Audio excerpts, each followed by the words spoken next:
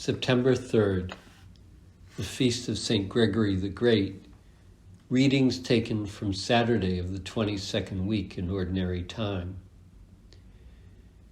In this year's distinguished lecture for the Gregorian University Foundation, the Reverend Robert Geisinger of the Society of Jesus, the Vatican's promoter of justice and a canon law professor at the Gregorian, spoke of the Church's recently revised penal law. He began with Pope Francis's letter introducing the revisions, which quotes the first letter of St. Peter. "Tend the flock of God that is in your charge, not by constraint, but willingly, as God would have you." The Pope went on to emphasize the fundamental purpose of the Church's law, which is to, quote, manifest the maternal mercy of the Church, which is ever concerned with the salvation of souls, especially through correction and salvation for wrongdoers, and to bring healing to injuries caused by human weakness. This highlights the proper purpose of any system of laws, whether secular or religious, which is to build a well-ordered, just community by ensuring as much as possible good conduct in individuals, correcting wrongs when they arise, and protecting the vulnerable. We are painfully aware that the law does not always achieve that lofty purpose. Sometimes it is used to perpetuate injustice and prey on the vulnerable. An obvious example in our own country is the way the law has been used to oppress African Americans, first through slavery, then later in the Jim Crow era, de facto excluding them from access to jobs, schools, property, and voting. That legacy continues today in ways that are perhaps less blatant, but still effective. If anything, it seems to be getting worse in some places. Other groups have not been immune from this treatment, including other racial and ethnic minorities, various religious groups, immigrants, those with disabilities, and other marginalized social groups.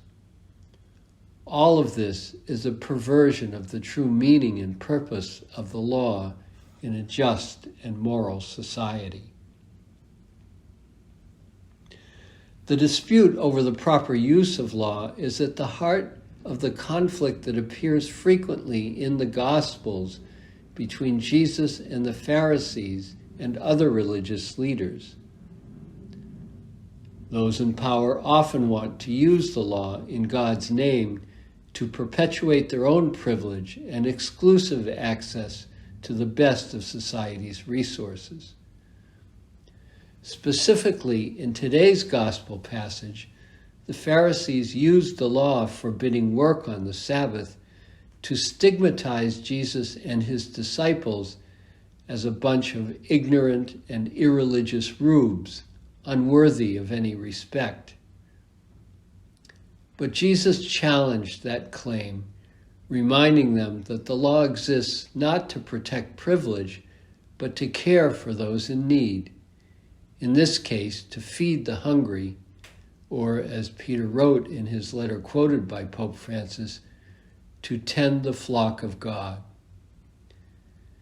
Then Jesus made an even more radical and shocking claim, asserting his own authority over the law. "The Son of Man is Lord of the Sabbath," he said.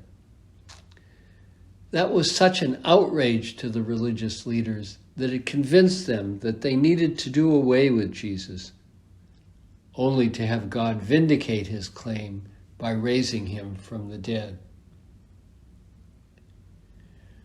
Law is essential for a well-functioning society and for the protection of all its members, especially those who are most vulnerable. But law is not an absolute. It is subject to a higher authority and held to a higher standard.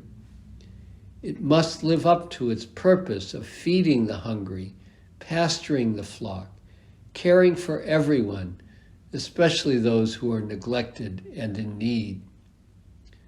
When it fails to do so, it must be criticized, challenged, and ultimately changed.